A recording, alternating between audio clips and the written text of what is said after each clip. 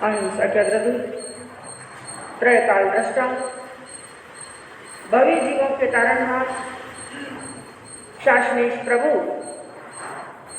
श्रमण भगवान महावीर स्वामी के चरणों में कोटि कोटि वंदन। दीन दुखियों के मसीहा, करुणा के सागर, परम पूज्य गुरुदेव श्रमण सूर्य मदर केसरी श्री मिश्री मलजी महाराज साहब के चरणों में कोटि कोटि वंदन। पाठ पर विराजमान परम श्रद्धेया, परम विदुषी, मधुर व्याख्यानी, सरल मना पूज्य गुरु जी महाराज साहब के चरणों में कोटि कोटि। धर्म प्रेमी बंधुओं, शीलवती माताओं बहनों, आपके सामने वांचन चल रहा है। केवल वांचन ना कह करके कहना चाहिए कि श्रीमद् उत्तराध्ययन सूत्र की आराधना और साधना, क्योंकि यही साधना सबसे बड़ी साधना है। बाकी जितने भी मंत्र हैं, यंत्र हैं, वो जिनवानी से बड़े नहीं हो सकते। सभी मंत्रों का भी महामंत्र, जैसे नवकार महामंत्र बताया गया है, इसी प्रकार सभी साधनाओं में बड़ी साधना होती है जिनवानी का स्वाध्याय करना, जिनवानी का पान करना।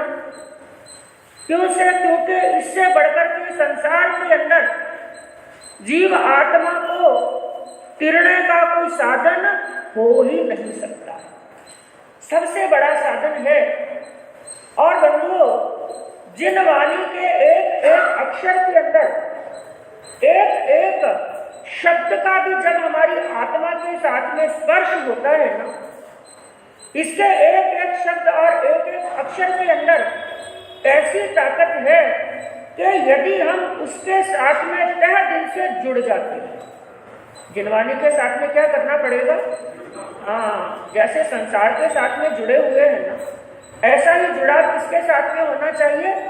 हाँ, जिस दिन जिनवानी के साथ में तह दिल से हम जुड़ करके जिनवानी का श्रवण करेंगे, जिनवानी का पान करेंगे, तो एक एक अक्षर के अंदर, एक एक शब्द के अंदर ऐसी ताकत है कि हमारे आत्मा के ऊपर लगे हुए अनंत कर्मों की निर्जरा करने का सामर्थ्य केवल इस जिनवानी के अंदर ही भरा हुआ है। और सबसे प्रथम हम वही 4 पंक्तियां इस भजन की सब एक साथ में बोलेंगे, इसलिए सबको पेपर दे गए हैं ताकि सब एक साथ में इसको गुनगुना सके बड़े तह दिल के साथ। वीर प्रभु के अंतिम वाणी, वीर प्रभु के अंतिम वाणी, सुन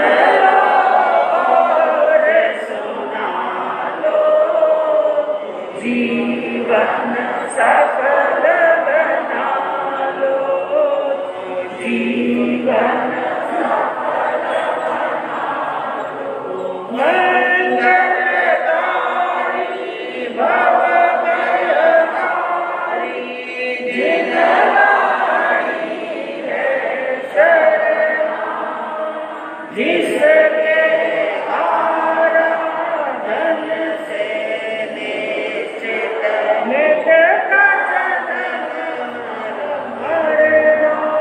पाप कर्म को छोड़ के अब तो, पाप कर्म को छोड़ के अब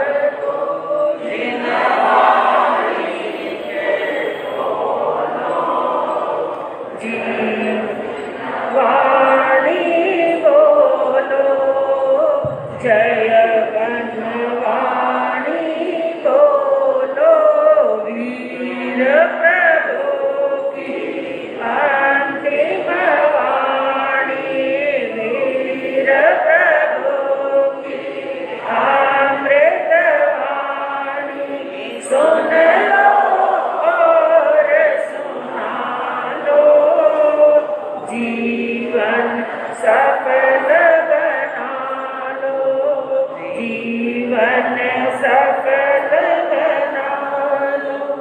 जिन वाणी का हर अक्षर ही अक्षय आनंद डाला। शब्द शब्द में सत्य धर्म का संदेश मिल जाता। वाक्यों में वैराग्य की, वाक्यों में वैराग्य की गूंज हृदय में डालो। जीवन सफल बना लो। जीवन धन्य बना लो। वीर प्रभु वाणी महावीर की अंतिम वाणी सुन लो और सुना लो। जीवन सफल बना लो। जीवन सफल बना लो। चल रही है हर एक पद में भयंकर की करुणा। जिससे जिन आगम सच्चा शरण। हम भी जीवन पावन कर ले। हम भी जीवन पावन कर ले। इधर उधर मत डोलो। जय जिन वाणी बोलो। जय जिन वाणी बोलो। वीर प्रभु की अंतिम वाणी। वीर प्रभु की अमृत वाणी सुन लो और सुना लो। जीवन सफल बना लो। जीवन जिससे होता तीर्थ का पोषण। जो है साधक शाला। धैर्य ध्येय और उपादेय का मिलता बोध निराला। महावीर की श्रेष्ठ निशानी। महावीर की श्रेष्ठ निशानी। जिन वाणी को पी लो। जय जिन वाणी बोलो। जय जिन वाणी बोलो। वीर प्रभु की अंतिम वाणी। महावीर की अमृत वाणी सुना लो। जीवन सफल बना लो। जीवन सफल बना।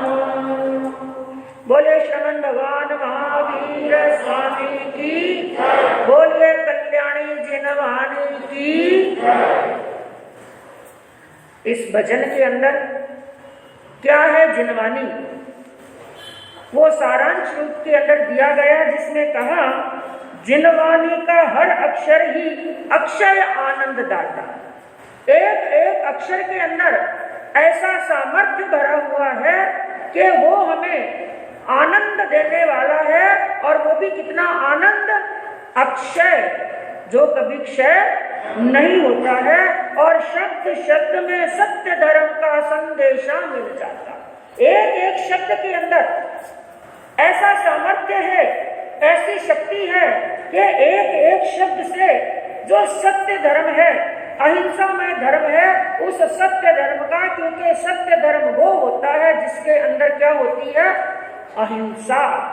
क्योंकि दया के बिना, अहिंसा के बिना, करुणा के बिना कोई धर्म सत्य हो ही नहीं सकता है।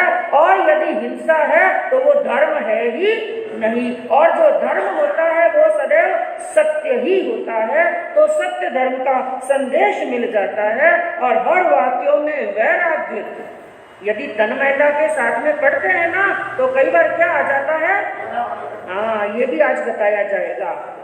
28वें अध्ययन के अंदर बताया जाएगा कि वैराग्य प्राप्त होने के, संकित प्राप्त होने के जो कारण हैं, उनके अंदर ये जिनवानी को पढ़ते पढ़ते पढ़ते पढ़ते भी संकित क्या हो जाती है? प्राप्त। तो यही 28वें अध्ययन के अंदर वर्णन चलेगा। तो बंधुओं, यही जिनवानी जिसके आज हमने 2 अध्ययनों का मूल का स्वाध्याय किया। वैसे दोनों ही अध्ययन बड़े विस्तार वाले हैं, लेकिन समय की सीमा है, इसलिए संक्षिप्त के अंदर बताने का प्रयास करूंगी। 27वां अध्ययन जिसका नाम है खलुंकीय। क्या नाम है? खलुंकीय। और ये जो भजन का पाना दिया गया है ना, ये केवल 1 तारीख तक ही नहीं, उसके बाद में हो सके जब भी समाई करने के लिए बैठो ना, इस भजन को गुनगुना ले। किस लिए? ताकि हमें जिनवानी के प्रति क्या जागे? श्रद्धा जागे। और ये 27 दिन आपको बार बार याद आते रहें। याद आएंगे, बहुत अच्छी बात है, बहुत बहुत साधुवाद है। कैसा? 4 ही महीना याद आएगा, बहुत बहुत साधुवाद है साहब की भावना को। तो खलुंकीय, खलुंकीय शब्द का अर्थ क्या है? सबसे पहले ये जानेंगे। खलुंकीय कहते हैं, खलुंक कहते हैं दुष्ट बैल को। किसको? दुष्ट बैल, यानी एक ऐसा बैल जो बड़ी धूर्तता करता है, बड़ी दुष्टता करता है, जो अपने सवार की गाड़ी वाहन की आज्ञा में नहीं चलता है।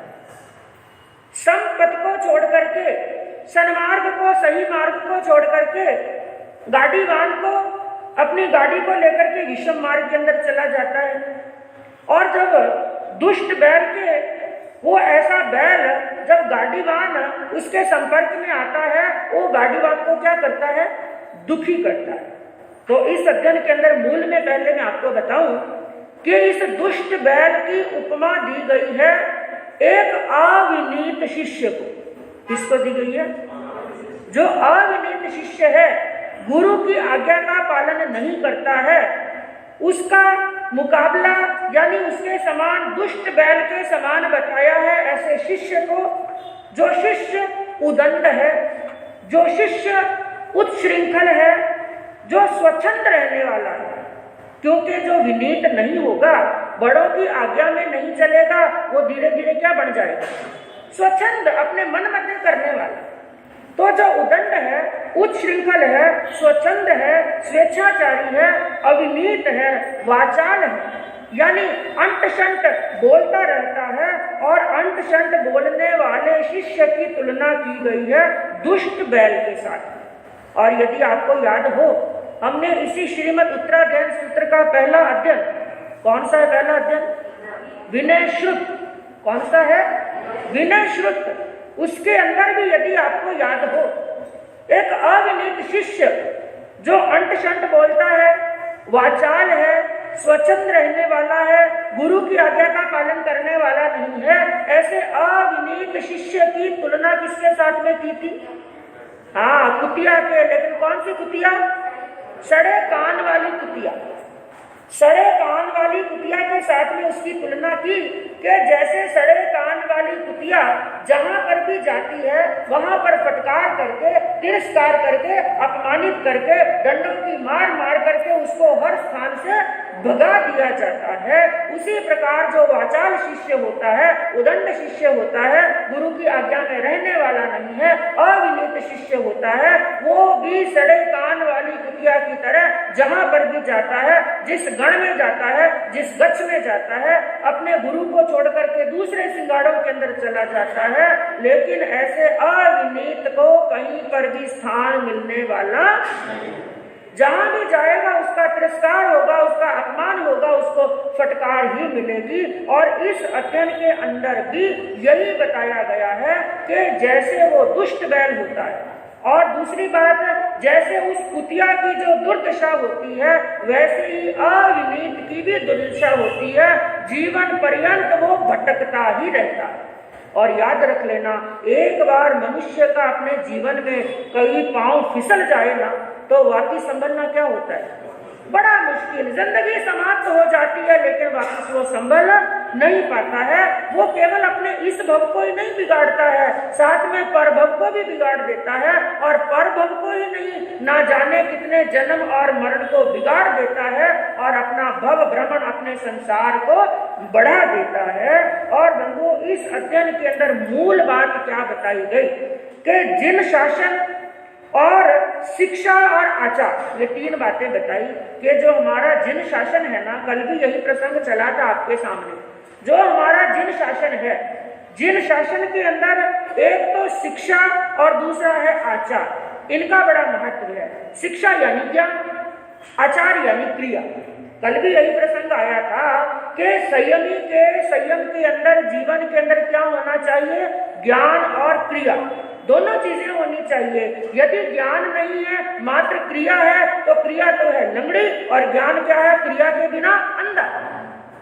ज्ञान के बिना क्रिया लंगड़ी है, और क्रिया के बिना ज्ञान अंधा है। तो जिन शासन के अंदर शिक्षा का और आचार का यह मूल विनय और समर्पण, जीवन के अंदर चाहिए शिक्षा और आचार, लेकिन शिक्षा और आचार का मूल क्या है, विनय, समर्पण, भक्ति और अनुशासन के अंदर रहना।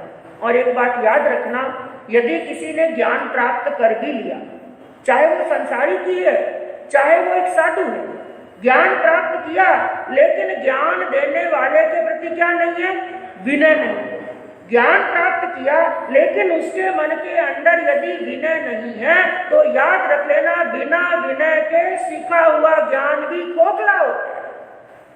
यदि उसने बिना विनय के ज्ञान सीखा है ना, मान लो वो अपने आप को ज्ञानी मानने लगा, मान लो उसने शास्त्रों का अध्ययन कर भी लिया, कई विद्याओं को प्राप्त कर भी लिया, लेकिन जिस समय उसे उस विद्या की आवश्यकता पड़ती है, उस समय वो उस विद्या का इस्तेमाल नहीं कर सकता, वो विद्या उसके काम नहीं आती है। क्योंकि यदि विनय नहीं है तो गुरु का आशीष मिलने वाला। ऐसा ही एक उदाहरण महाभारत के अंदर आता है, वो अविनीत का नहीं कह सकते हैं, लेकिन गुरु का यदि दुराशीष निकल जाती है, गुरु के वचन यदि किसी कारण से ऐसे निकल जाते हैं, कौन सा दृष्टांत आता है, महाराजा कर्ण का। कौन सा दृष्टांत याद है, क्योंकि उन्होंने जो शिक्षा प्राप्त की परशुराम जी से, किनसे प्राप्त की थी, हाँ, चाहे वो क्षत्रिय थे, सत्य कुछ अलग था कि कर्ण चाहे क्षत्रिय थे, चाहे वो कुंती के पुत्र थे, लेकिन समाज के अंदर ये बात कोई नहीं जानता था। और वो एक शूद्र के घर के अंदर बड़े हुए, वहां पर रहे, वहां पर बड़े हुए, इसलिए उस जाति वालों को कोई भी ज्ञान नहीं सिखाता। लेकिन क्षत्रिय का खून था उनकी रगों के अंदर, और ये विद्या सीखना चाहते थे, इसलिए उन्होंने परशुराम जी के पास में जाकर के, और परशुराम जी ने सौगंध खाई हुई थी, क्षत्रियों से द्वेष चल रहा था, और वर्णन आता है कि उन्होंने एक बार नहीं 7 बार इस पृथ्वी को क्षत्रियों से रहित कर दिया। ये बड़ी लंबी घटना है। उनका कोई द्वेष था क्षत्रियों के साथ में, इस पृथ्वी को पूरे 7 बार पूरे क्षत्रियों से रहित कर दिया था। वो क्षत्रियों को विद्या नहीं सिखाते। तो उस समय वो पहुंचे वहां पर, लेकिन असल में ये बात कर्ण भी नहीं जानते थे, कोई नहीं जानता था केवल कुंती के सिवाय। और कर्ण वहां पर गए, विद्या प्राप्त की, और एक बार का प्रसंग हुआ, गुरु का विश्राम करना था, और एक पेड़ की छाया के नीचे गुरु और शिष्य दोनों बैठे, और कर्णपाल की लगा करके बैठे थे। गुरु को विश्राम करना, नींद आ रही, और कुछ सिरहाना था नहीं, तकिया था नहीं, अपने शिष्य के घुटने के ऊपर सिर रख करके गुरु सो गहरी नींद के अंदर सोए। और इधर एक बिच्छू चलता हुआ आया और आकर के कर्ण के शरीर के ऊपर चढ़ गए, उसके शरीर पर ऐसा चढ़ा उसको नोचने लगा, और इतनी वेदना, इतनी तड़प हो रही है कर्ण को। लेकिन कर्ण ने मन में क्या विचार किया, मैं यदि उठ गया ना तो मेरे गुरु की नींद, इतना विनय था गुरु के प्रति, वो कोई अविनीत नहीं थे, गुरु के प्रति इतना विनय, इतना खून आया कि खून ठेठ नीचे तक जाने लगा। और डेढ़ उस खून ने जाकर के जो गुरु उनकी गोदी के अंदर उनके घुटने पर सो रहे थे, उनकी कमर को जाकर के उस खून ने स्पर्श किया, उनको कुछ गीला गीला लगा और उनकी नींद जागी। नींद जागी, ये गीला गीला पदार्थ, ये पानी कहाँ से आया? लेकिन आंख खुली तो ये खून। पूछा खून कहाँ से आया? और फिर दृश्य देखा, वो कर्ण के पीठ के ऊपर वो बिच्छू चिपका हुआ है। इतनी वेदना गुरु जान गए, इतनी वेदना इसने सहन की, लेकिन मन ही मन समझ गए इतनी वेदना को संभाव से सहन केवल क्षत्रिय ही कर सकता है। और इसने मुझे झूठ बोला कि ये क्षत्रिय नहीं है, और इसने झूठ बोल करके मुझसे विद्या प्राप्त की। उस समय परशुराम जी ने कर्ण को क्या दे दिया था? श्राप दे दिया था। क्या श्राप दिया? तुमने जो मेरे से कला सीखी है, जो मेरे से विद्या सीखी है, जब तुम्हारे जीवन का एक अंतिम निर्णायक युद्ध होगा, अंतिम निर्णायक युद्ध के अंदर जिस समय तुम्हें इस विद्या की सबसे ज्यादा आवश्यकता होगी, जब मैं तुम्हें श्राप देता हूँ, ये विद्या उस समय तेरे याद आने वाली। ऐसा ही भूल जाओ, गुरु ने शाप दे दिया। और ऐसा ही हुआ जब अर्जुन और कर्ण का सामना होता है महाभारत के युद्ध के अंदर, और कर्ण के रथ का पहिया धरती में धस जाता है और पहिया निकालने के लिए वहां पर जाते हैं, और अर्जुन उनके छाती में बाण मार देता है, क्योंकि उस समय कर्ण गुरु के शाप का प्रभाव हुआ, कर्ण अपनी विद्या को भूल गए। बाकी कर्ण कोई अर्जुन से कम नहीं थे। तो कहने का तात्पर्य क्या है? ज्ञान सीख भी ले, ज्ञान सीखा, लेकिन किससे सीखा? अविनय के साथ में सीखा। तो ऐसा अविनय से सीखा हुआ ज्ञान पूरा खोखला होता है, वो जीवन के अंदर समय पर काम आने वाला नहीं है। तो इसलिए कहा कि जिन शासन के अंदर शिक्षा और आचार ही मूल है, लेकिन शिक्षा और आचार का मूल होता है विनय और समर्पण और अनुशासन। और एक बात, अनुशासन का जन्म कहाँ पर होता है? अनुशासन के अंदर रहना, क्योंकि बंधुओं हम किसी को अनुशासन में रख नहीं सकते हैं, ये याद रखना। अनुशासन में रहना हो तो ये खुद के भीतर से ही जन्म होता है। हम अंदर से खुद चाहें हमें अनुशासन में रहना है तो ही अनुशासन में रह सकते हैं। कोई हमें अनुशासन में रखना चाहे तो हम किसी को दबाव से मार पीट करके, डांट करके, गालियां बोल करके हम किसी को अनुशासन में नहीं रख सकते। इसलिए क्या कहा? अनुशासन तो अपने स्वयं के मानस की जागरूकता है। यदि मानस के अंदर अनुशासन में रहने की भावना है, वही अनुशासन में रह सकता है। बाकी कोई दंड विधान से, दबाव से आप किसी को अनुशासन में नहीं रख सकते हैं। बल्कि कई बार क्या होता है, यदि आपकी संतान अनुशासन में नहीं और आप दंड विधान से उनको अनुशासन में रखना चाहें तो अनुशासन में नहीं आएंगे। उल्टा क्या होगा? हाँ, और सिर चढ़ करके बोलेंगे और आपके हाथ से निकल जाएंगे, क्योंकि यह अनुशासन तो भीतर से ही जन्म होता है, भीतर से ही इसका उद्भव होता है। तो इस अध्ययन के अंदर बताया गया एक अविनीत शिष्य की प्रकृति कैसी होती है, क्या उसका स्वभाव होता है, गुरु के साथ में वो कैसा व्यवहार करता है। वो वक्र होता है, उदंड होता है। वक्र मतलब गुरु कहे ऐसा कर, लेकिन अब उसने क्या सोच लिया, ऐसा कह दिया ना, अब तो ऐसा करना ही नहीं। आप नहीं कहते तो शायद कर ले, लेकिन वो कैसे चलता है? वक्र चलता है, उदंड रहता है, अविनीत होता है। दुष्ट शिष्य अपनी स्वयं की साधना को भी भंग करता है, क्योंकि घर के अंदर ऐसी संतान हो वो अपनी शांति को भी भंग करेगी, लेकिन सबसे पहले किसकी शांति को भंग करेगी? हाँ, घर में शांति, प्रेम, आनंद का वातावरण हो, सब क्या हो जाता है? समाप्त। और कई बार तो परेशान होकर के माँ बाप के मुख से क्या निकलता है? ऐसी संतान तो नहीं होती तो ठीक, और हो गई तो होते ही मर जाती तो ठीक, हम तो बांझ रह जाते, निसंतान रह जाते, कोई बात नहीं, लेकिन ऐसी संतान हमें नहीं चाहिए। ऐसा ही वर्णन इस अध्ययन के अंदर भी आ गया है कि जो दुष्ट शिष्य होता है, अविनीत शिष्य होता है, वो अपनी समाधि को भी भंग करता है, अपनी शांति को भी भंग करता है, और साथ में गुरु और आचार्य की गण की गच्छ की शांति को भी क्या कर देता है? भंग कर देता है। तो यही दृष्टांत आता है इस अध्ययन के, जिसके अंदर एक आचार्य हुए जिनका नाम गर्गाचार्य। क्या नाम है? गर्ग प्लस आचार्य। अब ये गर्ग नाम है या गोत्र है वो ध्यान में नहीं, लेकिन गर्ग प्लस आचार्य होने से आचार्य के पद पर थे, इसलिए नाम पड़ गया गर्गाचार्य। तो गर्गाचार्य जी का वर्णन आता है, और पहले गर्गाचार्य जी की स्वयं की विशेषताएं बताई, जो सुसमाधिवंत थे, यानी भीतर से पूरी समाधि, अंदर से शांत चित्त। लेकिन बंधुओं, एक शिष्य वो होता है जो यदि क्रोधी गुरु भी होना, कई गुरु का मान लो हो सकता है स्वभाव ऐसा है, पल पल पर क्या करते हैं, क्रोध, लेकिन यदि विनयवान शिष्य है तो क्रोधी गुरु के क्रोध को भी क्या कर देता है, शांत, उनको भी शांत चित्त बना देता है। ऐसा ही दृष्टांत आप पूज्य चौथमल जी महाराज साहब के जीवन का सुनेंगे। गुरनी भैया आपको कभी जब चौथमल जी महाराज साहब की जयंती आएगी ना, तब आपको बताएंगे कि चौथमल जी महाराज साहब, जो उनके नाम के आगे एक उपाधि लगती है, एक पदवी लगती है, दिवाकर तो लगती है, एक और लगती है, जगत वल्लभ। क्या लगती है? ये जगत वल्लभ की पदवी है ना, ऐसे ही नहीं मिली। जगत वल्लभ का मतलब क्या है? जहां पर जाते तो सबको प्रिय लगते हैं। इसके पीछे भी एक घटना है उनके विनय की, वो बाद में हम सुनेंगे।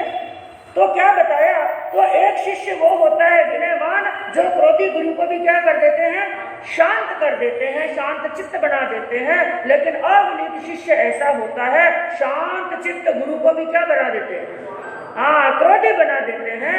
लेकिन जो गर्गाचार्य जी थे वो सुसमाधिवंत थे, आगम विशारद, उनकी ये उपमाएं बताई।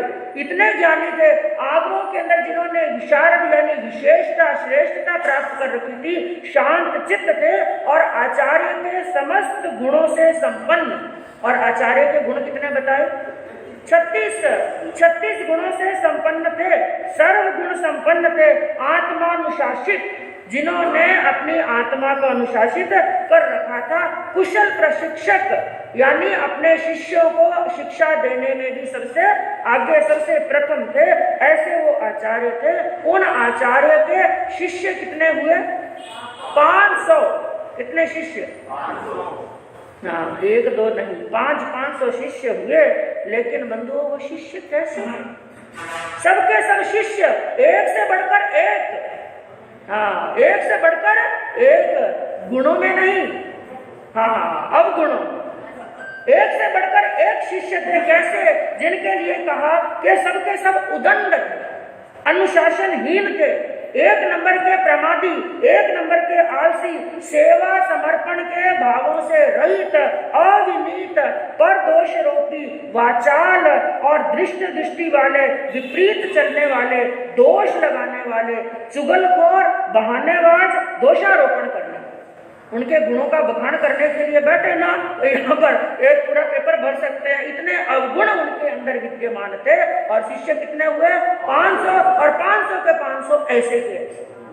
हाँ, एक बात मैं आपको यहाँ पर बोल दूं, कई गुरु के ऐसे शिष्य, मान लो एक शिष्य हुआ या एक शिष्या हुई, उनके साथ में बैठा नहीं, और शिष्या ऐसी ही हो गई या शिष्य ऐसे ही हो गए, और किसी कारण से वो चले गए या झगड़ा हुआ, और दूसरे शिष्य शिष्या हुए, उनके साथ में भी गुरुजी का झगड़ा हुआ, तीसरे शिष्य शिष्या हुए, उनके साथ में भी हुआ, चौथे के साथ में भी हुआ, तो दुनिया क्या कहने लगती है? गुरुजी बराबर बनी। अरे एक खोटा आया, दूसरा खोटा आया, तीसरा खोटा आया, है खोटा ना खोटा ही। और यही स्थिति घर के अंदर भी हो सकती है। सासू जी की 1 के साथ में नहीं, 2 के साथ में, 3 के साथ में नहीं बनी, तो दोष किसको मिलेगा? सासू जी खोटा। हाँ, लेकिन यहाँ पर कितने शिष्य हुए? 500, और 500 के 500 ऐसे, क्योंकि बंधुओं, जब अपने खुद के भी असाता वेदनीय का उदय होता है, पाप का उदय होता है, तो घर के अंदर संतान भी ऐसी ही आती है। आचार्य क्या उनके गुण बताए गए? सुसमाधिवंत थे, शांत चित्त थे, और जिनके लिए कहा वो मोक्षगामी थे। कैसे थे वो? गुरु मोक्षगामी, उसी भव के अंदर मोक्ष जाने वाले। लेकिन बंधुओं, उनको ऐसे शिष्य प्राप्त हुए जिनको कहा दुष्ट बैल की तरह। जैसे दुष्ट बैल के लिए क्या कहा? जो दुष्ट बैल होता है ना, वो अपने सवार को, उस गाड़ी को कुपथ पर लेकर के चला जाता है, और वहां पर उछलता है, कूदता है, उछलता है, कूदता है। उछलते और कूदने के कारण से गाड़ी की धुरी टूट जाती है, और कई बार वो उदंड बैल क्या करता है, रास्ते में चलते चलते पसर जाता कि अब मेरे से चला नहीं जाता। पहले कौन से रास्ते पर लेकर के आ गया, विषम रास्ते के ऊपर, जहां पर कोई आने जाने वाला नहीं, गाड़ी ठीक करने वाला भी कोई है नहीं, विषम रास्ते पर लेकर के आ गया। और वहां पर उसने गाड़ी की क्या तोड़ दी, धुरी, गाड़ी की धुरी टूट गई। और फिर तीसरा काम उसने क्या किया, वहां पर पसर गया, सो गया, अब मेरे से चला नहीं जाता। और कई बार तो मूर्छित होने का नाटक करता है, ऐसे भी बैल होते हैं, कपटी बैल, मूर्छित होने का नाटक करता है, मैं क्या हो गया हूँ, हाँ मूर्छित हो गया हूँ, गाड़ीवान को संतप्त करता है। और कई बार तरुण गाय को देख करके उस गाय के पीछे भाग जाता है। और जब वो परेशान होकर के गाड़ी वाला बार बार चाबुक की बाण मारता है तो वो चाबुक को भी तोड़ देता है, जुए की कील को तोड़ देता है, वहां पर लेट जाता है। और कई बार इतना दौड़ता है कि गाड़ीवान परेशान हो जाता है और कई बार ऐसे सो जाता है कि वो मर गए। इतने नाटक करता है तो गाड़ीवान क्या होता है, दुखी होता है। वैसे का वैसा ही यहाँ पर उन शिष्यों के लिए बताया, अविनीत शिष्य भी उस बैल की तरह क्या करता है कि दुर्विनीत शिष्य दुष्ट बैल की तरह संग रूपी शकट, शकट किसको बताया गया, जैसे वो बैलगाड़ी होती है ना, उसको क्या बोलते हैं, शकट। तो यहाँ पर शकट किसको बताया, संग भी शकट के समान है, उस गाड़ी के समान है। तो दुर्विनीत शिष्य क्या करता है, संग रूपी शकट और उसके स्वामी संघाचार्य की हानि करता है, उसको दुखी करता है, उसके चित्त को अशांत करता है। और ऐसा दुष्ट शिष्य थोड़ी सी प्रतिकूलता होने पर, ये संयमी जीवन है बंधुओं, अनुकूलता कम और प्रतिकूलता ज्यादा। जब जीवन में कभी प्रतिकूलता आती है और गुरु उनको प्रेरणा देते हैं कि बेटा ये संयम है, संयम के अंदर अनुकूलता प्रतिकूलता चलती रहती है, ऐसे यदि घबराओगे तो कैसे संयम का पालन करोगे। जब गुरु ऐसी प्रेरणा देते हैं ना तो प्रेरणा के ताप से वो संतप्त हो जाता है, लाइन पर नहीं आता, उल्टा क्या सोचता है, गुरुजी पूरा दिन क्या देते रहते हैं, हाँ गुरुजी पूरा दिन उपदेश देते रहते हैं, संत्रस्त हो जाता है। और जैसे बैल जुए और चाबुक को तोड़ डालता है, इसी प्रकार अविनीत शिष्य भी अपने महाव्रत के भार को और अंकुश की डोर को भंग कर डालता है। और एक उपमा दी दंश मशक की तरह। मच्छर होता है ना, मच्छर क्या मारता है, डंक मारने का काम करता है। तो दुष्ट शिष्य को भी उस मच्छर की तरह, दंश मच्छर की तरह वो कष्टदायक होता है। और अगली उपमा दी है जौंक की तरह। किसकी तरह, जौंक होती है ना, हाँ ये पशु होते हैं, गाय है, भैंस है, इसके स्तन पर चिपक जाते हैं जौंक। और जौंक का काम क्या है, हाँ ये ऐसे शिष्य भी खून पीने का काम करते हैं, ऐसी संतान भी खून पीने का काम करती है कि जौंक की तरह गुरु के केवल दोष ही देखता रहता है, मेरे गुरुजी में ये दोष है, ये दोष है, ये दोष है। और अगली उपमा दी बिच्छू की तरह। किसके समान, बिच्छू जैसे डंक मारने का काम करता है, कांटा छोड़ने का काम करता है, इसी प्रकार अपने वचनों के कांटों से 24 घंटे गुरुजी को बीतता रहता है। आपके अंदर कोई गुण नहीं, आपने मेरे लिए क्या किया है, ऐसे कांटों से बीतता रहता है जो असहिष्णु होता है। साधु की सबसे पहली पहचान बताई, साधु को क्या होना चाहिए, सहिष्णु, सहनशीलता होनी चाहिए। लेकिन जो अविनीत होता है वो असहिष्णु होता है, आलसी होता है और गुरु के कथन को नहीं मानने वाला होता है, चारित्र के अंदर दोष लगाने वाला, असमाधि को उत्पन्न करने वाला, कलहकारी और चुगलखोर। ऐसे ही अवगुण उन 500 शिष्यों के अंदर भरे हुए थे। ना गुरु की सेवा, ना गुरु की शुश्रूषा, ना कोई साधा उपजाना, ना धर्म ध्यान करना, ना स्वाध्याय करना। एक बार बैठे बैठे गर्गाचार्य जी ने मन के अंदर विचार किया, शिष्य संपदा तो मेरी बहुत बड़ी है, शिष्य संपदा तो मेरी बहुत बड़ी है। एक नहीं कितने कितने शिष्य हुए, 500 शिष्य हुए, लेकिन 500 के 500 किसी काम के नहीं। क्योंकि क्या होता था बंधु, उन्होंने क्या विचार किया, 500 के 500 एक नंबर के आलसी। भिक्षाचर्या के अंदर, बोचरी लाने के अंदर, सेवा करने के अंदर क्या है, आलसी दासी और गुरु जब उन्हें कभी कोई वस्तु लाने के लिए, भिक्षा लाने के लिए, गोचरी लाने के लिए एक को कहते तो एक क्या कहता, नहीं आज मेरी तबीयत ठीक नहीं, दूसरे को भेज। दूसरे को कहते तो दूसरा क्या कहता, तीसरे को भेज दो। और मान लो गुरुजी कहते नहीं बेटा आज तू ही जा, तो उनके खूब बहानेबाजी होती थी। यहाँ पर क्या बताया गया, नशा माम दिया नाही।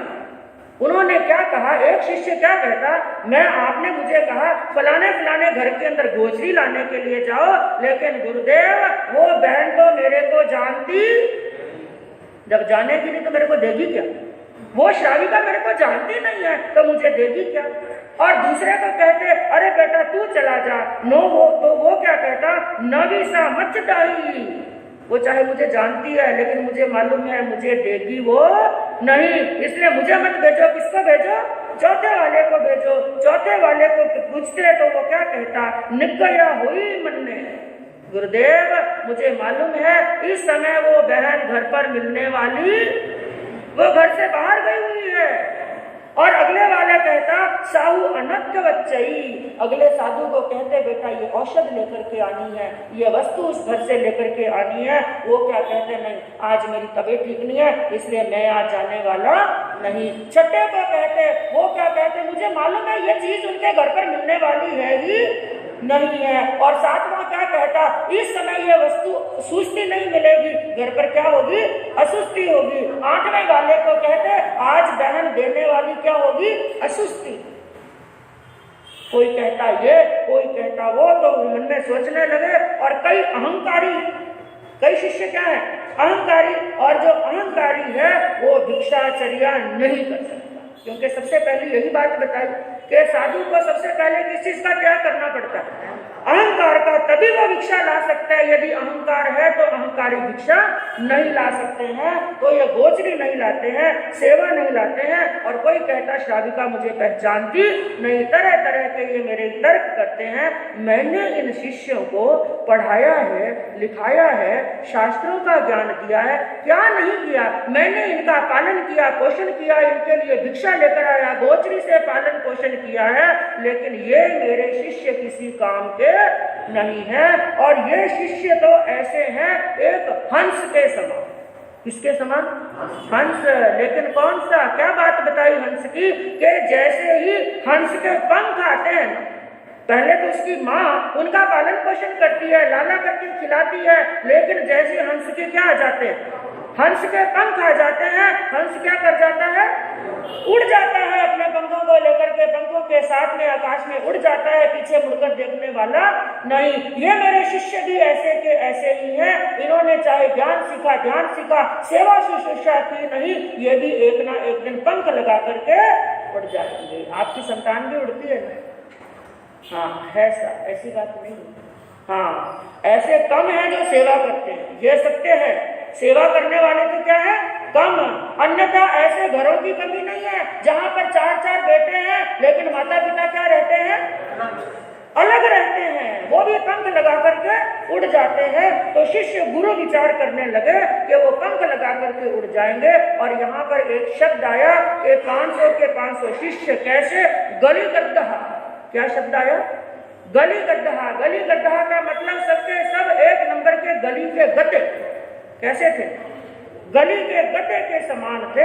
अब वो गुरु मन के अंदर विचार करने लगे, मैं यदि इनके साथ में रहूंगा ना तो केवल अशांति ही, चित्त को कभी शांति मिलने वाली नहीं है। तो 4 लाइनों के अंदर क्या बात कही, गुरु विनय और नियम निष्ठा, शिष्य जो नहीं धारता, खलुंक सा उदंड बनकर करता रहता धृष्टता, तज अपेक्षा शिष्य से फिर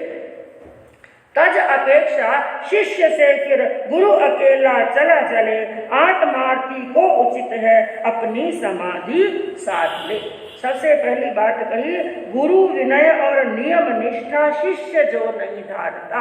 यहाँ पर शिक्षा दी, जो अपने गुरु का विनय नहीं करता है, गुरु के प्रति सच्ची आस्था श्रद्धा नहीं रखता है, खलुंक सा उदंड बनकर करता रहता धृष्टता। ये बात गुरु के लिए कही कि यदि ऐसे शिष्य आपके हैं जो खलुंक के समान, दुष्ट बैल के समान धृष्टता करते रहते हैं, आज्ञा का पालन नहीं करते हैं, तो ऐसे गुरु को, क्योंकि ये चिंतन किसका चल रहा है? गर्गाचार्य जी। गर्गाचार्य जी चिंतन कर रहे हैं, यदि ऐसी शिष्य संपदा है तो मेरे लिए क्या श्रेष्ठ है? तज अपेक्षा शिष्य से। शिष्य से क्या छोड़ देनी चाहिए? अपेक्षा। बंधुओं, जैसे माता पिता को भी अपनी संतान से क्या होती है? अपेक्षा। कई लोग कहते हैं ना कि यदि जीवन में सुखी रहना है तो क्या छोड़ दो? अपेक्षा छोड़ दो, क्योंकि अपेक्षा ही जीवन में दुखी करने वाली है। लेकिन हम कितना भी कह दें, अपेक्षा तो होती ही है। जैसे अपने बच्चों से माता पिता को अपेक्षा होती है, इसी प्रकार अपने शिष्यों से किसको अपेक्षा होती है? गुरु को अपेक्षा होती है। पढ़ाया लिखाया होशियार किया, इनको इतना बोलना सिखाया, प्रवचन देना सिखाया, ज्ञान सिखाया, और आज ये मेरी आज्ञा का पालन नहीं करते हैं। लेकिन फिर भी उन्होंने अपने मन को क्या समझाया? तज अपेक्षा शिष्य से फिर गुरु अकेला चला चल। मेरे लिए तो यही श्रेष्ठता है और मेरे लिए यही अच्छा है। सभी शिष्यों से क्या त्याग दूं मैं? अपेक्षा त्याग दूं और क्या करूं? अकेला ही चला चलूं। क्योंकि प्रभु महावीर ने एक संदेश ये भी दिया, एके चरेज धम्मम। यदि हमारा कोई धर्म में साथ देने वाला नहीं है तो क्या करो? अकेले ही संयम के मार्ग पर, धर्म के मार्ग पर आगे बढ़ जाओ। क्योंकि बाकी जो तीर्थंकर हुए, कई तीर्थंकरों के साथ में कईयों ने क्या ली थी? साथ में दीक्षा ली, लेकिन प्रभु महावीर ने अकेला नहीं दीक्षा ली। इसलिए कहा कोई बात नहीं, कोई यदि धर्म का साथ देने वाला नहीं है तो अकेले ही धर्म के मार्ग पर आगे बढ़ जाओ। और उन्होंने कर दिया समूह का त्याग। मैं यदि इनके साथ में रहूंगा ना तो मेरे मन के अंदर अशांति होगी, मेरी समाधि भंग हो जाएगी, मेरा भी जन्म मरण बढ़ जाएगा इनके क्लेश के कारण से। इसलिए मुझे समूह का क्या कर देना है? त्याग। और यही चिंतन किया था नमी राज ऋषि ने। जहां पर अनेक हैं वहां पर दुख और दुविधा है, तो उन्होंने भी बंधुओं उन 500 के 500 शिष्यों का क्या कर दिया? त्याग। और अकेले निकल गए अपने मार्ग के ऊपर, और अंतिम के अंदर कहा उन्होंने समाधि को प्राप्त किया और अंतिम के अंदर मोक्ष को भी प्राप्त कर लिया। और इस अध्ययन की शिक्षा सबसे बड़ी यही है कि जो शिष्य संपदा आत्मा साधना के लिए समाधि के अंदर बाधक बनती है, ऐसे का क्या कर देना चाहिए? त्याग। लेकिन शिष्य के लिए शिक्षा दी कि यदि विनय नहीं है तो उसका ज्ञान खोखला हो जाता है। जो शिष्य विनयवान नहीं है उसके चारित्र की नींव भी दृढ़ होने वाली नहीं है। जो शिष्य अनुशासन के अंदर नहीं रहता है वो दुर्विनीत बन जाता है, उच्छृंखल बन जाता है और स्वच्छंद बन जाता है। और साथ में एक दिन ऐसा आता है कि अविनीत शिष्य जो स्वच्छंद बना हुआ है वो केवल स्वच्छंद ना रह करके अपने संयम से भी क्या हो जाता है? भ्रष्ट होता है। ऐसे शिष्य संयम से भ्रष्ट हो जाते हैं और संयम से भ्रष्ट होने के बाद में उनका संसार इतना बढ़ता है, इतने पतन की गर्त पर चले जाते हैं कि वापिस ऐसे स्थान पर आने के लिए अनंत जन्म और मरण उनको करने पड़ते हैं। तो चाहे एक शिष्य हो चाहे एक संतान हो, उनको क्या करना है? बड़ों का विनय करना, आज्ञा के अंदर रहना और अनुशासन के अंदर रहना। और 28वां अध्ययन है मोक्ष मार्ग गति। 3 शब्द हैं। पहला है मोक्ष। मोक्ष यानी सर्वोत्कृष्ट स्थान, सबसे ऊंचा स्थान, जिसको निर्वाण भी कहते हैं। दूसरा बताया मार्ग, यानी मोक्ष में जाने के मार्ग कौन कौन से। मोक्ष में जाना है तो जाने के लिए क्या चाहिए? रास्ता। मार्ग कह सकते हैं, रास्ता कह सकते हैं। और तीसरा शब्द कौन सा आया? गति। अब पहले तो ये जानना आत्मा के लिए सर्वश्रेष्ठ स्थान कौन सा है? मोक्ष। दूसरा ये जानना कि मोक्ष में जाने के मार्ग कौन से हैं। और तीसरी बात ये बताई उन मार्गों पर गति कैसे करना, यानी गमन कैसे करना। यानी इस अध्ययन के अंदर मोक्ष मार्ग गति के अंदर मोक्ष में जाने के मार्ग बताए गए हैं और उन मार्गों के ऊपर गति कैसे करना है ये बताया गया है। जैसे कल आपको बताया कि प्रभु ने मोक्ष में जाने के मार्ग कितने बताए? 4। कौन कौन सा? सम्यक ज्ञान, सम्यक दर्शन, सम्यक चारित्र और सम्यक तप। लेकिन एक बात है, प्रभु ने मार्ग तो बता दिए, अब गति किसको करनी पड़ेगी? हाँ, हमें स्वयं को पुरुषार्थ करना पड़ेगा, गमन करना पड़ेगा। लेकिन एक बात याद रखना कि चलना है, हमें यात्रा करनी है, घाणी के बैल की तरह घूमना। यदि हमारा कदम सम्यक ज्ञान दर्शन चारित्र के ऊपर हमारा कदम पड़ता है तो समझ लेना हमारी यात्रा क्या हो गई? शुरू। और मोक्ष की जो यात्रा है इसकी शुरुआत किससे होती है? ये 4 मार्ग बताए, सम्यक ज्ञान, सम्यक दर्शन, सम्यक चारित्र और सम्यक तप। इसको भी ध्यान से समझने का प्रयास करेंगे। ये यात्रा प्रारंभ करते हैं, हमारा वहां पर फल जो है वो तो है मोक्ष, लेकिन यात्रा प्रारंभ करते हैं, इसकी शुरुआत इन 4 में से होती किससे? ये 4 मार्ग बताए। 4 मार्ग में सबसे पहले शुरुआत किससे होती है? दर्शन से। किससे होती है? दर्शन से। जैसे एक वृक्ष होता है ना, एक तो वृक्ष का होता है मूल और एक ऊपर क्या लगते हैं? फल। एक तो है मूल और ऊपर क्या लगते हैं? सबसे ऊपर फल। तो फल तो हो गया मोक्ष। अब मूल क्या है? दर्शन। क्या है? दर्शन। क्योंकि दर्शन के बिना ज्ञान नहीं हो सकता, ज्ञान के बिना चारित्र नहीं हो सकता और चारित्र के बिना तप नहीं हो सकता। तो साधक की यात्रा प्रारंभ होती है दर्शन से और पूर्णता होती है जाकर मोक्ष पर। तो सबसे पहला दर्शन, और दर्शन का अर्थ क्या होता है? श्रद्धा। दर्शन का अर्थ क्या है? श्रद्धा। यानी पहले हमें मोक्ष पर श्रद्धा होनी चाहिए कि मैं इस मार्ग पर चलूंगा तो मुझे क्या मिलेगा? मोक्ष। श्रद्धा जरूरी है। ज्ञान भी सम्यक कब बनेगा? जब हमें पहले क्या होगी? श्रद्धा। जैसे दूध में से घी कौन निकाल सकता है? जिसे ये श्रद्धा है। क्या श्रद्धा है? कि दूध में क्या छिपा हुआ है? हाँ, जिसे ये श्रद्धा है कि दूध में घी छिपा हुआ है, वही प्रयास करेगा, दूध को गर्म करेगा, उसको वापस जमाएगा, वापस उसका मंथन करेगा, मंथन करके मक्खन निकलेगा और मक्खन को वापस क्या करेगा? लेकिन यह प्रक्रिया कब होगी? जब से पहले उसको क्या होगी? श्रद्धा। जैसे हमें ये श्रद्धा है कि भोजन करेंगे तो हमारी भूख क्या हो जाएगी? ये श्रद्धा है ना, ये श्रद्धा ही है। इसलिए जब भूख लगती है तो कहाँ दौड़ते हैं? हाँ, रसोई की तरफ दौड़ते हैं, भोजन की तरफ दौड़ते हैं। वहां पर जाएंगे, भोजन करेंगे तो भूख मिट जाएगी। उसी प्रकार होनी चाहिए श्रद्धा। अब दर्शन यानी श्रद्धा, किस पर श्रद्धा होनी चाहिए? दर्शन यानी श्रद्धा, लेकिन श्रद्धा होने किस पर चाहिए? धर्म पर। हम यही कहेंगे, धर्म पर। लेकिन सबसे पहले ये धर्म है किसमें? अहिंसा में। धर्म किसमें है? अहिंसा में। और अहिंसा का पालन कब होगा? अहिंसा का पालन तब होगा जब हम ये जानेंगे ये जीव है, ये अजीव है। हाँ, इसलिए सबसे बड़ी श्रद्धा कौन सी है? 9 तत्वों की, एक एक चीज से एक एक चीज जुड़ी हुई है। हमने अहिंसा कह दिया, अहिंसा का पालन, अहिंसा का पालन। लेकिन अहिंसा का पालन होगा कब? जब हमें पता होगा पानी में जीव है, वनस्पति में जीव है, अग्नि में जीव है, पृथ्वी में जीव। जब ये मालूम होगा तभी तो हम रक्षा कर पाएंगे ना, तभी सुरक्षा कर पाएंगे। तो सबसे पहली श्रद्धा किस पर होनी चाहिए? 9 तत्वों के ऊपर।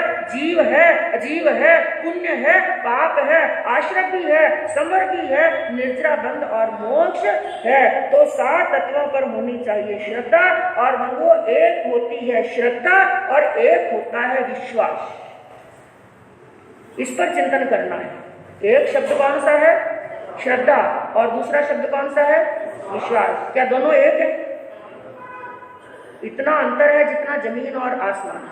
लेकिन कहते तो यही है, श्रद्धा, आस्था, विश्वास, प्रीति, ये सब क्या एक? लेकिन एक नहीं है, ये सब अलग अलग है।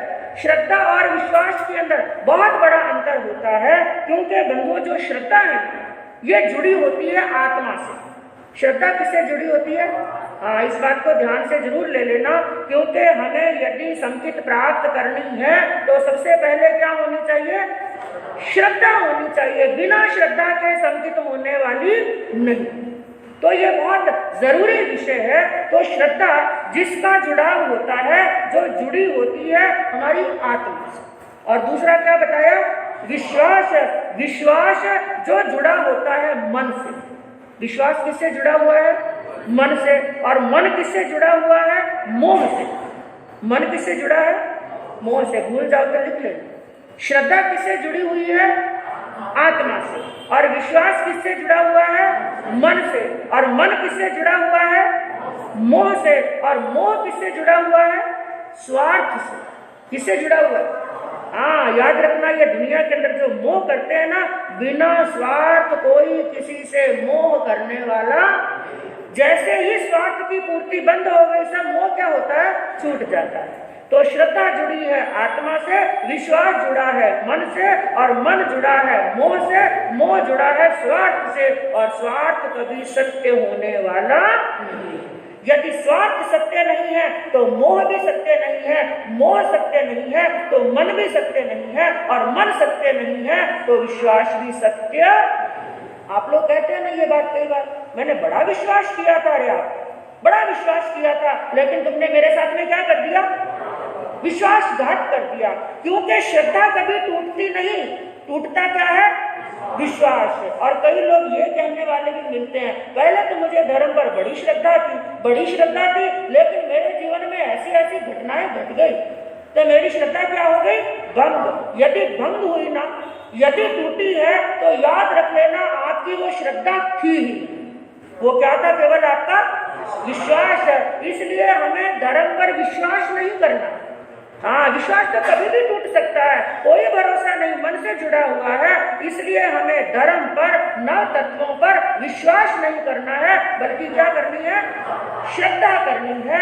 क्योंकि बंधुओं, ये धर्म ही सत्य है। जीव अजीव जो नौ तत्व बताए गए, ये सत्य है। और श्रद्धा ऐसी होनी, विश्वास ऐसा होना चाहिए, जीवन के अंदर कैसी भी घटना घट जाए, जो कभी टूटे नहीं। तो पहली होती है श्रद्धा यानी दर्शन, और दूसरा होता है ज्ञान।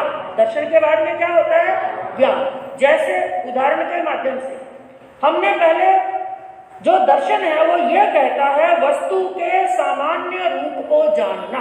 क्या जानना? जैसे ये किताब है, सामान्य रूप में हमने क्या जाना कि ये किताब, बस ये दर्शन सामान्य रूप से जाना। लेकिन अब ज्ञान क्या करता है? ये किताब किस चीज की है? ये कोई धार्मिक पुस्तक है, या आगम की पुस्तक है, या चोपड़े की पुस्तक है? ये क्या है? ज्ञान। तो पहले होती है श्रद्धा, श्रद्धा के बाद में क्या होता है?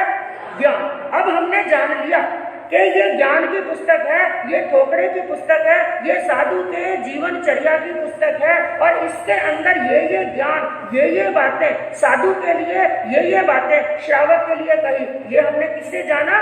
ज्ञान से। अब तीसरा काम किसका है? चारित्र का। चारित्र यानी आचरण में लाना। आचरण में कब लाएंगे? जब हमने जाना। हाँ, पहले हमने जाना ना कि है क्या है, ज्ञेय क्या है, उपाध्याय क्या है। तीन चीजें होती है। कौन कौन सी? है, ज्ञेय और उपाध्याय। है का मतलब क्या होता है? छोड़ने योग्य, त्यागने योग्य। ज्ञेय यानी जानने योग्य, ज्ञेय यानी जानने योग्य, उपादेय यानी ग्रहण करने योग्य। तो पहले हमने दर्शन से श्रद्धा की, यह पुस्तक है। ज्ञान से हमने जाना इसमें क्या क्या दिया हुआ है, क्या है, क्या ज्ञेय है, क्या उपादेय, ये जान लिया। अब काम आता है तीसरा, चारित्र का। चारित्र का पालन कब होगा, आचरण कब होगा? जब है, ज्ञेय और उपादेय को जानेंगे। और चारित्र का काम क्या है को छोड़ना, उपादेय को ग्रहण करना, और ज्ञेय से जानना। और चारित्र के बाद में आता है तप, यानी विशिष्ट चारित्र। हम यही कह सकते हैं, तप जो है चारित्र से अलग नहीं है, चारित्र का ही एक अंग है, उसको विशिष्ट चारित्र कह सकते हैं तप को। यानी चारित्र से जो कर्मों की निर्जरा की, लेकिन अभी कुछ अशुभ कर्म आत्मा के साथ में लगे हुए हैं, वो किससे खत्म होंगे? तप से। जैसे उदाहरण के माध्यम से, एक घर के अंदर कहीं पर ऐसा कच्चा घर है जहां पर छिद्र हो गए। आश्रमों को किसके समान बताया? छिद्रों के समान छिद्र हो गए।